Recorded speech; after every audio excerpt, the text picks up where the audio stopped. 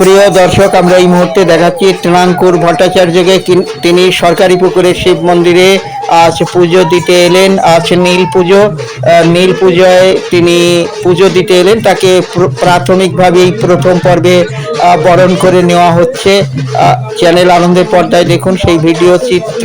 এই মুহূর্তে তাকে বরণ করে নেওয়া হচ্ছে।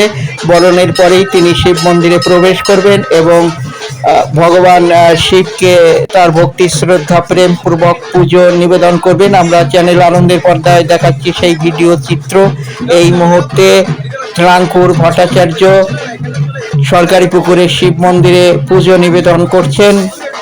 আমরা সেই ভিডিও চিত্র দেখাবো চ্যানেল আনন্দের পর্দায়। দেখুন।